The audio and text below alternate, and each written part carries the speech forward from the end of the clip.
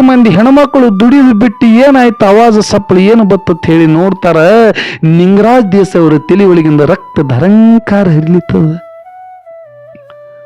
ಅವಾಗ ನೋಡ್ತಾರ ಏನಾಯ್ತು ತಂದ ಕೂಸ ಹೌಸದಿಂದ ಜಿಗಿದೆ ಆಡ್ಲತ್ತದ. ಏನೋ ಕೂಸೆ ಕಲ್ಲಿ ಹೊಡೆದ ಅಂತೇಳಿ ತಿಳ್ಕೊಂಡು ಅವರು ಬಂದ ಆ ಕೂಸಿಗೆ ಗಲ್ಲ ಹೊಡಿಲತ್ತಳು. ಏನು ಹುಚ್ಚದ್ಯೋ, ಏನು ಮಂಗ್ಯ ಅದೆಯೋ, ಏನು ಕ್ವಾಡಗದ್ಯೋ. ನಮ್ಮ ಪಾಲಿನ ಧನಿಗಳಾದಂಥವ್ರು ನಿತ್ಯ ಒಂದು ಕಾಲಕ್ಕೆ ನಮ್ಮ ಸಲುವಾಗಿ ಪರೋಪಕಾರಕ್ಕಾಗಿ ಹೊಲದೊಳಗ ನಮಗೆ ಕೆಲಸಕ್ಕೆ ಹಚ್ತಾರ. ನಮ್ಮ ಹೊಟ್ಟೆ ತುಂಬಿಸ್ತಿರ್ತಕ್ಕಂಥ ಧನಿಗಳು ಅವರಾರ. ಅಂಥವ್ರು ತಲೆ ಒಳಗೆ ಏಕೋಚಿತ್ತು ಒಂದು ಮಾವಿನ ಹಣ್ಣಿಗಾಗಿ ಕಲ್ಲು ಹೊಡೆದಿಲ್ಲ ಅಂತೇಳಿ ಹೊಡಿಲತ್ತಾರ ನೋಡ್ರಿ. ಅವಾಗ ನಿಂಗರಾಜ್ ದೇಶ ಅವರು ನೋಡ್ರಿ, ಜಗತ್ತದೊಳಗೆ ಎಂಥ ವಿಚಾರವಂತರು ಪರೋಪಕಾರಕ್ಕಾಗಿ ಮಾಡಿದವರು. ಹೇಳ್ತಾರ ತಾಯಿಗೆ, ತಾಯಿ ಏ ಮಗಳ ಹೊಡಿಬೇಡದು, ಸಣ್ಣ ಕೂಸದವ, ಅದು ಸಣ್ಣ ಮಗ ಅದು ತಿಳಿಲಿ ಮಾಡ್ಯದ.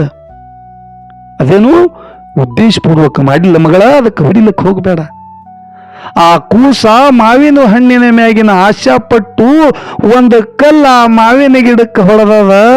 ಕಲ್ಲು ಹೊಡೆದಕ್ಕಾಗಿ ಪರೋಪಕಾರಕ್ಕಾಗಿ ಗಿಡ ಮಾವಿನ ಹಣ್ಣು ಕೊಟ್ಟದ ಮಗಳ. ಆ ಕಲ್ಲು ಬಂದು ನನಗೆ ಬಿದ್ದದ, ನಾ ಯಾರು ಕುಡ್ಲಿ ಈ ಖುಷಿಗೆ ಪರೋಪಕಾರಕ್ಕಾಗಿ ನಾ ಏನು ಕುಡ್ಲಿ ಅಂದ ನೋಡ್ರಿ ಪುಣ್ಯಾತ್ಮರೇ.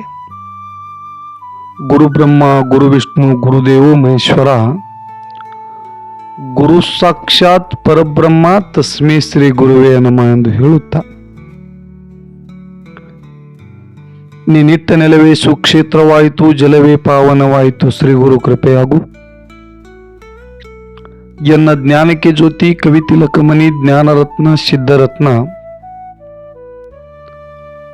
ಯಾವ ಮೂಲಪೀಠ ಮಮ್ಮೆಟ್ಟ ಗುಡ್ಡದ ಒಡೆಯನ ಕೀರ್ತಿ ಜಗತ್ತಿನಾದಂಥ ಸತ್ಯಸಂಗದ ಮುಖಾಂತರ ಮೂಲಿ ಹಬ್ಬಿಸಿದಂತ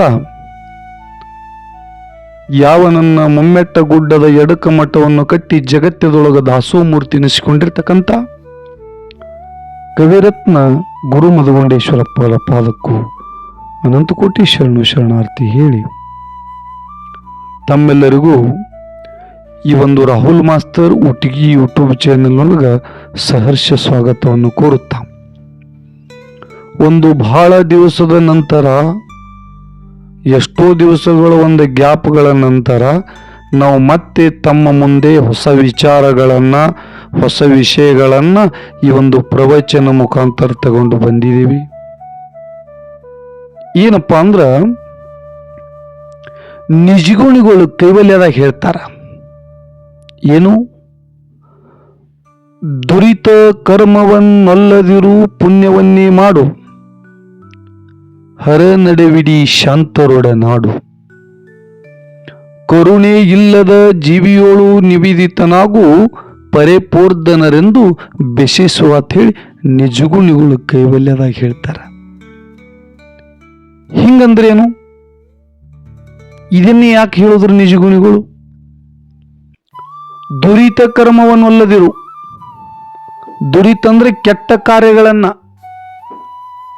ಪಾಪ ಕರ್ಮವನ್ನ ಮಾಡದಿರು, ಪುಣ್ಯ ಕರ್ಮವೊಂದಿ ಮಾಡು. ಪಾಪ ಕರ್ಮ ಅಂದ್ರೇನು, ಪುಣ್ಯ ಕರ್ಮ ಅಂದ್ರೇನು? ನಿಜಗುಣಿಗಳು ಬರೀ ಹೇಳಿದ್ರಂತ ಹೇಳಿ ಅಲ್ಲ, ನಮಗ ತಿಳಿಬೇಕು. ಪಾಪ ಕರ್ಮ ಮಾಡಬೇಡ, ಪುಣ್ಯ ಕರ್ಮ ಮಾಡಂದ್ರ ಪಾಪ ಕರ್ಮ ಎದಕತ್ತಾರ, ಪುಣ್ಯ ಕರ್ಮ ಎದಕತ್ತಾರ, ಇದು ನಮಗೆ ತಿಳಿತಂದ್ರ ಅದರಂತೆ ನಮಗೆ ನಡಿಲಿಕ್ಕೆ ಬರ್ತದ. ಪಾಪ ಕರ್ಮ ಅಂದ್ರೆ ಎದಕ್ಕಂತಾರಂದ್ರ ಪರಪೀಡಾಯ ಪಾಪ ಅಂತ ಹೇಳ್ತಾರ. ಅಂದ್ರ ಒಬ್ರಿಗೆ ನಿಂದೆ ಮಾಡುವುದೇ ಪಾಪ, ಮತ್ತೊಬ್ಬರಿಗೆ ಕಷ್ಟ ಕೊಡುವುದೇ ಪಾಪ, ಮತ್ತೊಬ್ಬರಿಗೆ ಹಿಂಸೆಯಿಂದ ನೋಡುವುದೇ ಪಾಪ. ಪುಣ್ಯ ಕರ್ಮ ಅಂದ್ರೇನು? ಪರೋಪಕಾರಾಯ ಪುಣ್ಯ ಅಂದ್ರ ಒಳ್ಳೆಯವರಿಗೆ ಒಬ್ಬರಿಗೆ ಸಹಕಾರ ಮಾಡುವುದೇ ಪುಣ್ಯ, ಕಷ್ಟದೊಳಗಿದ್ದವರಿಗೆ ಎತ್ತಿ ಹಿಡಿಯುವುದೇ ಪುಣ್ಯ. ಪರೋಪಕಾರವೇ ಪುಣ್ಯ. ಪರೋಪಕಾರ ಅಂದ್ರೇನು? ಪುಣ್ಯಕರ್ಮ ಅಂದ್ರೆ ಪರೋಪಕಾರ, ಪರೋಪಕಾರ ಅಂದ್ರೇನು ಹೇಳ್ತಾರ ಒಂದು ಕಡೆ ಮಹಾತ್ಮರು. ಏನು? ಒಂದು ಗಿಡ ಬಿಸಿಲು ತಿಂದು ನೆಳ್ಳ ಮತ್ತು ಹಣ್ಣು ಕೊಡ್ತದೆ. ಎದರಿಂದ? ಪರೋಪಕಾರಕ್ಕಾಗಿ. ಒಂದು ಹಸು ಹುಲ್ಲು ತಿಂದು ಹಾಲು ಕೊಡ್ತದ, ಪರೋಪಕಾರಕ್ಕಾಗಿ. ಹೇಳ್ತಾರ ಮಹಾತ್ಮರು, ನೋಡ್ರಿ ಎಷ್ಟು ಚಂದ ಹೇಳ್ತಾರ. ಹೇ ಮನುಷ್ಯನೇ, 2,89,99,999 ಜೀವರಾಶಿಗಳು ತಿರುಗಿ ಬಂದಿರತಕ್ಕಂಥ ಈ ಮಾನವ ಜನ್ಮ ಶ್ರೇಷ್ಠ ಜನ್ಮ ಅಂದಾರೋ, ಇದಕ್ಕೆ ಅರಿವಿನ ಜನ್ಮ ಅಂದಾರೋ. ಈ ಅರಿವಿನ ಜನ್ಮಕ್ಕೆ ಹುಟ್ಟಿ ಬಂದ ಬಳಿಕ ನೀ ಏನು ಮಾಡಿದಿ ಪರೋಪಕಾರಕ್ಕಾಗಿ ಅಂತ ಹೇಳಿ ಮಹಾತ್ಮರು ಪ್ರಶ್ನೆ ಮಾಡ್ತಾರೆ ನೋಡ್ರಿ. ಇಂಥ ಪ್ರಶ್ನೆ ಮಾಡಿದ ತಕ್ಷಣ ಈ ಅರಿವಿನ ಜನ್ಮಕ್ಕೆ ಮಾನವ ಜನ್ಮದೊಳಗೆ ಪರೋಪಕಾರ ಯಾರೋ ಮಾಡಿಲ್ಲ ಅಂತಿಲ್ಲ, ಜಗತ್ತದೊಳಗೆ ಬಹಳ ಮಂದಿ ಪರೋಪಕಾರ ಮಾಡ್ಯಾರ. ತಮ್ಮ ಮುಂದೊಂದು ದೃಷ್ಟಾಂತ ಹೇಳುವುದು ಇವತ್ತು ಪರೋಪಕಾರಕ್ಕಾಗಿ. ಏನಪ್ಪಾ ಅಂದ್ರ, ಯಾವ ಬೆಳಗಾವಿ ಜಿಲ್ಲಾ ಸೌದತ್ತಿ ತಾಲೂಕಿನ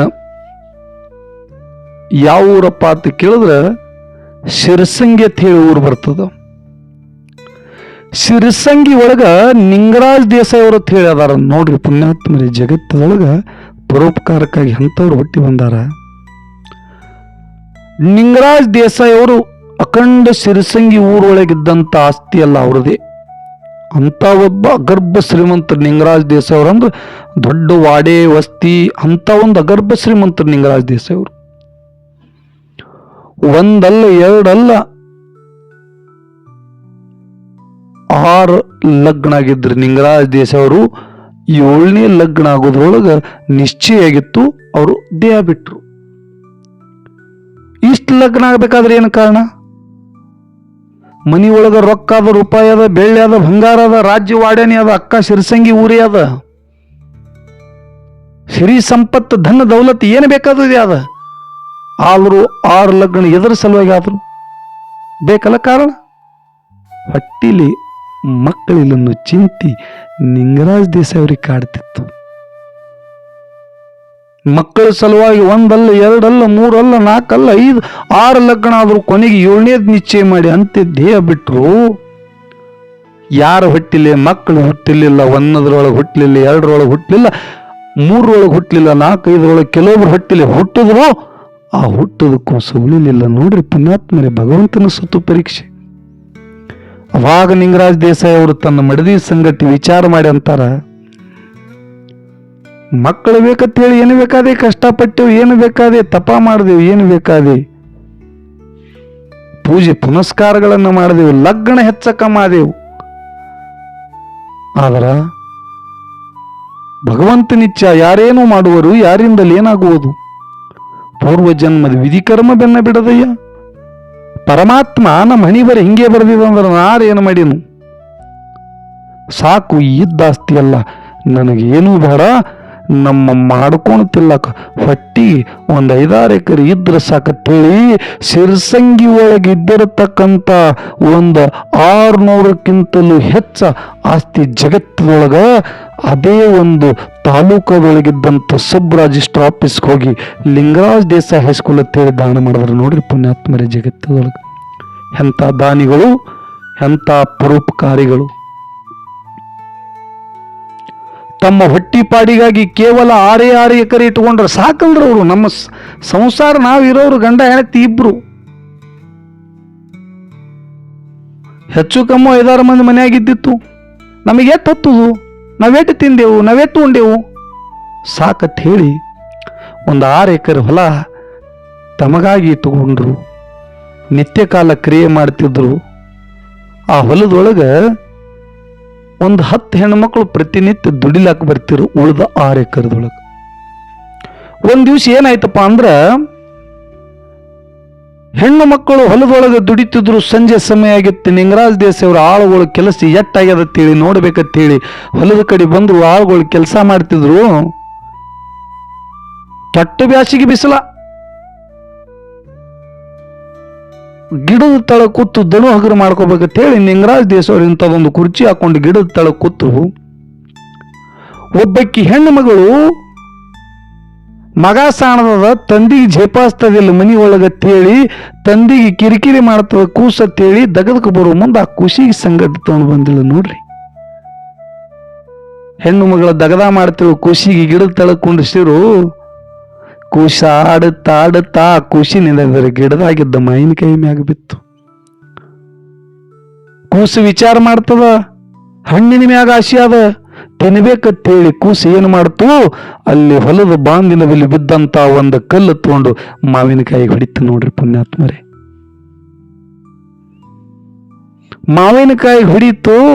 ಮಾವಿನಕಾಯಿ ಟಪ್ಪನೆ ತಳಗೆ ಬಿತ್ತು. ಕಲ್ಲು ಮಾತ್ರ ಹೋಗಿ ಲಿಂಗರಾಜ್ ದೇಸಾಯಿ ಅವರ ತಲೆ ಒಳಗೆ ಬಿತ್ತು. ಲಿಂಗರಾಜ್ ದೇಸಾಯಿ ಅವರ ತಲೆ ಒಳಗೆ ಬಿತ್ತು. ಅವಾಗ ಕೂಸ ಮಾವಿನಕಾಯಿ ಸಿಕ್ಕುವುದರಿಂದ ಆನಂದಲೇ ಜಿಗಿದಾಡ್ಲತ್ತಿತ್ತು. ಕಲ್ಲು ಲಿಂಗರಾಜ್ ದೇಸಾಯಿ ಅವರ ತಲೆ ಒಳಗೆ ಬಿದ್ದು ತಲೆ ಟಪ್ಪರಿಕೊಳ್ಳು ಬಳ ಬಳ ರಗತ ಸೋರ್ತಿತ್ತು. 10 ಮಂದಿ ಹೆಣ್ಮಕ್ಳು ದುಡಿದು ಬಿಟ್ಟು ಏನಾಯ್ತು ಆವಾಜ ಸಪ್ಪಳು ಏನು ಬತ್ತತ್ ಹೇಳಿ ನೋಡ್ತಾರ. ಲಿಂಗರಾಜ್ ದೇಸಾಯಿ ಅವರ ತಲೆ ಒಳಗಿಂದ ರಕ್ತ ಧರಂಕಾರ ಹರಿಲಿತ್ತದ. ಅವಾಗ ನೋಡ್ತಾರ ಏನಾಯ್ತು ತಂದ. ಕೂಸ ಹೌಸದಿಂದ ಜಿಗಿದಾಡ್ಲತ್ತದ. ಏನೋ ಕೂಸೆ ಕಲ್ಲಿ ಹೊಡೆದ ಹೇಳಿ ತಿಳ್ಕೊಂಡು ಅವರು ಬಂದ ಆ ಕೂಸಿಗೆ ಗಲ್ಲ ಗಲ್ಲ ಗಲ್ಲ ಹೊಡಿಲತ್ತರು. ಏನು ಹುಚ್ಚದ್ಯೋ, ಏನು ಮಂಗ್ಯ ಅದೆಯೋ, ಏನು ಕ್ವಾಡಗದ್ಯೋ. ನಮ್ಮ ಪಾಲಿನ ಧನಿಗಳಾದಂಥವ್ರು ನಿತ್ಯ ಒಂದು ಕಾಲಕ್ಕೆ ನಮ್ಮ ಸಲುವಾಗಿ ಪರೋಪಕಾರಕ್ಕಾಗಿ ಹೊಲದೊಳಗ ನಮಗೆ ಕೆಲಸಕ್ಕೆ ಹಚ್ತಾರ. ನಮ್ಮ ಹೊಟ್ಟೆ ತುಂಬಿಸ್ತಿರ್ತಕ್ಕಂಥ ಧನಿಗಳು ಅವರಾರ. ಅಂಥವ್ರು ತಲೆ ಒಳಗೆ ಏಕೋಚಿತ್ತು ಒಂದು ಮಾವಿನ ಹಣ್ಣಿಗಾಗಿ ಕಲ್ಲು ಹೊಡೆದಲ್ಲೋ ಅಂತೇಳಿ ಹೊಡಿಲತ್ತಾರ ನೋಡ್ರಿ. ಅವಾಗ ಲಿಂಗರಾಜ್ ದೇಸಾಯಿ ಅವರು ನೋಡ್ರಿ, ಜಗತ್ತದೊಳಗೆ ಎಂಥ ವಿಚಾರವಂತರು, ಪರೋಪಕಾರಕ್ಕಾಗಿ ಮಾಡಿದವರು. ಹೇಳ್ತಾರ ತಾಯಿಗೆ, ತಾಯಿ ಏ ಮಗಳ ಹೊಡಿಬೇಡದು, ಸಣ್ಣ ಕೂಸದವ, ಅದು ಸಣ್ಣ ಮಗ ಅದ, ಅದು ತಿಳಿಲಿ ಮಾಡ್ಯದ. ಅದೇನು ಉದ್ದೇಶಪೂರ್ವಕ ಮಾಡಿಲ್ಲ ಮಗಳ, ಅದಕ್ಕೆ ಹೊಡಿಲಿಕ್ಕೆ ಹೋಗಬೇಡ. ಆ ಕೂಸ ಮಾವಿನ ಹಣ್ಣಿನ ಮ್ಯಾಗಿನ ಆಶಾಪಟ್ಟು ಒಂದು ಕಲ್ಲ ಮಾವಿನ ಗಿಡಕ್ಕೆ ಹೊಡೆದದ. ಕಲ್ಲು ಹೊಡೆದಕ್ಕಾಗಿ ಪರೋಪಕಾರಕ್ಕಾಗಿ ಗಿಡ ಮಾವಿನ ಹಣ್ಣು ಕೊಟ್ಟದ ಮಗಳ. ಆ ಕಲ್ಲು ಬಂದು ನನಗೆ ಬಿದ್ದದ. ನಾ ಯಾರು ಕೊಡ್ಲಿ ಈ ಕೂಸಿಗೆ ಪರೋಪಕಾರಕ್ಕಾಗಿ? ನಾ ಏನು ಕೊಡ್ಲಿ ಅಂದ ನೋಡ್ರಿ ಪುಣ್ಯಾತ್ಮರೇ. ಅವಾಗ ಲಿಂಗರಾಜ್ ದೇಸಾಯಿ ಅವರು ಹರಿತಿರ್ತಕ್ಕಂಥ ಒಂದು ರಕ್ತ ಹರಿತಿರ್ತಕ್ಕಂಥ ಈ ತಲೆಗೆ ಒಂದು ಬಟ್ಟೆಯನ್ನ ಕಟ್ಟಿ ಆಗಿಂದಾಗ ಅದೇ ತಾಲೂಕಿನ ಸಬ್ ರಿಜಿಸ್ಟರ್ ಆಫೀಸ್ಗೆ ಹೋಗಿ 6 ಎಕರೆ ದಾನ ಕೊಟ್ಟರು ಪುಣ್ಯಾತ್ಮರೇ ಜಗತ್ತದೊಳಗೆ ಪರೋಪಕಾರಕ್ಕಾಗಿ. ನೋಡ್ರಿ ಎಂಥದ್ದು ಜಗತ್ತದೊಳಗೆ ಎಂಥವ್ರಾಗಿ ಹೋದ್ರು. ಈಗ ಸದ್ದು ಬೆಳಗಾವ್ ಒಳಗ KLET ಒಂದು ದೊಡ್ಡ ಟ್ರಸ್ಟ್ ಅದು, ತಾವೆಲ್ಲರೂ ನೋಡ್ತೀರಿ. ಅದು ಯಾರ್ದು? ಅದು ಲಿಂಗರಾಜ್ ದೇಸಾಯಿ ಅವರು ಮಾಡಿರ್ತಕ್ಕಂಥ ಒಂದು ಟ್ರಸ್ಟ್. ಎಂಥ ವಿಚಾರವಂತರು ಇರ್ಬೋದು ಅವರು. ಒಂದು ಕೂಸ ಕಲ್ಲು ಹೊಡೆದದ, ಗಿಡ ಹಣ್ಣು ಕೊಟ್ಟದ, ನಾ ಯಾನ ಕೂಡ್ಲೆ ತೇಳಿ ಇದ್ದಾರೆ ಆಸ್ತಿ ದಾನ ಮಾಡಿದವರು ಪರೋಪಕಾರಕ್ಕಾಗಿ ಜಗತ್ತದೊಳಗೆ ಯಾರಿದ್ರೆ ಅದು ಲಿಂಗರಾಜ್ ದೇಸಾಯಿ ಅವರು ಪುಣ್ಯಾತ್ಮರೇ. ಅದು ಲಿಂಗರಾಜ್ ದೇಸಾಯಿ ಅವರು. ನಾವು ನೀವು ಏನು ಮಾಡ್ತೀವಿ? ಯಾರು ಹೆಚ್ಚಕಮ್ಮ ಒಂದು ಬೈದರು ನಮಗೆ ಸಹನ ಆಗುವುದಿಲ್ಲ. ಒಂದು ಬೈದ್ರಿ 2 ಬೈದು ಮುಟ್ಟಿಸ್ತೀರಿ. ಜಗತ್ತದೊಳಗೆ ಎಂಥ ಜ್ಞಾನಿ ಇರಬಹುದ್ರಿ, ಜಗತ್ತದೊಳಗೆ ಎಂಥ ವಿಚಾರವಂತರು ಇರಬಹುದು. ಈಗಿನವ್ರು ಹಂಗದಾರಿ? ಇಲ್ಲ. ಯಾರು ಒಂದು ಹೊಡೆದ್ರ ಅವರು ಹೇಳಿ ತಾತ್ಕಾಳ ಅಲ್ಲೇ ತಲೆ ಕಲ್ಲು ಹೋಗೋದು, ಹಸುನು ಮಾಡು ಜಗತ್ತದೊಳಗೆ ಈಗಿನವ್ರು ಹುಟ್ಟ್ಯಾರ. ಆದ್ರೆ ಲಿಂಗರಾಜ್ ದೇಸಾಯಿ ಅವ್ರು ಹಂಗಿರ್ಲಿಲ್ಲ. ಅದಕ್ಕೆ ಆತ್ಮೀಯ ಬಂಧುಗಳೇ, ಈ ಮನುಷ್ಯ ಶ್ರೇಷ್ಠವಾದ ಜನ್ಮಕ್ಕೆ ಹುಟ್ಟಿ ಬಂದಿರಲ್ಲ, ಪರೋಪಕಾರ ಮಾಡ್ರಿ. ಪರೋಪಕಾರ ಮಾಡಿದ್ರೆ ನಿಮಗೆ ಪುಣ್ಯ ಸಿಗ್ತದ, ಪುಣ್ಯ ಕರ್ಮ ಪ್ರಾಪ್ತಿ ಆಗ್ತದ ಅಂತ ಹೇಳಿ ತಮ್ಮೆಲ್ಲರಿಗೆ ಮತ್ತೊಮ್ಮೆ ಮಗದೊಮ್ಮೆ ತಿಳಿಸಿ ಇಲ್ಲಿಗೆ ಒಂದು ಕಾರ್ಯಕ್ರಮ ಮುಕ್ತಾಯವಾಗ್ತದೆ. ಧನ್ಯವಾದಗಳು.